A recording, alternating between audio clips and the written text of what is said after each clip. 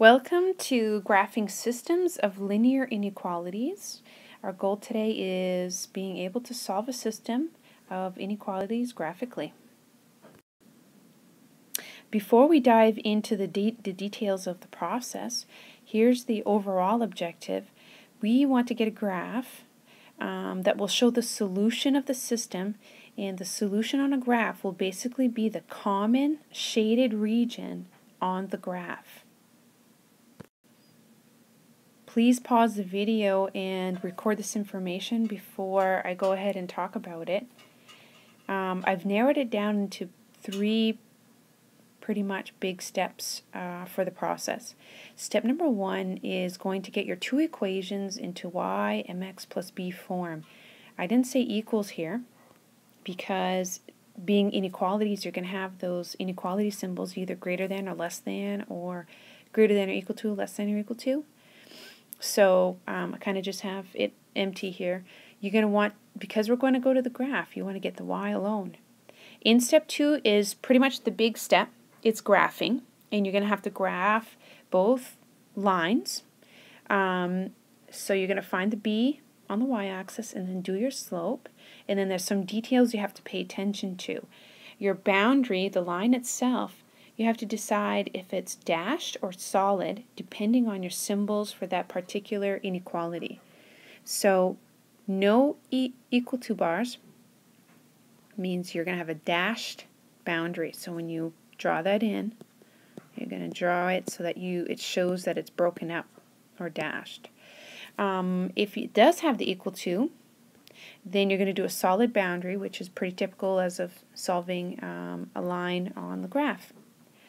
The shading, which is actually coloring a piece or a region of the graph, is all going to depend on your symbols as well. So your greater than or equal to, those go in the same grouping here. You're going to shade above your boundary. Okay, because greater than means greater than in terms of your y values. So if y is greater than, you want all the y values above that line. You want to be shading above the line. Less than or equal to is the opposite. You want your y values, this is saying shade the y values that are smaller than the y values that the line or the boundary is on. So you're going to want to shade below for smaller y values. You're looking to see if your shaded regions overlap each other. That's what we would refer to as the solution. So in your last step here, you're going to want to accentuate the answer to your problem by extra darkening the overlapped region. And that will be the solution to your question, is the overlapped darkened region where the two shaded parts are overlapping each other. Here are two very rough examples of possible outcomes. So in this first graph right here, I've had two boundaries graphed. Okay, one is a dashed boundary, this blue line right here. I've had the second equation or inequality graphed as a green boundary or a solid, and then I did the shading already. So the whole point here is I want to show you what happens here. Here I have the blue shading underneath the line below, and same thing with the green. And if this is the type of answer that I'm getting in my problem, this is what I mean by extra darkening, is I want you to find where it's overlapped colors. So I'm talking about this area right here where it's blue and green at the same time. Okay, up here it's just blue. Up here there's nothing. On this side here it's just green. But here's where I have blue and green. You're going to want to pay attention to and extra darken that to show me that you know this is the solution to the problem. It's this whole region of space here.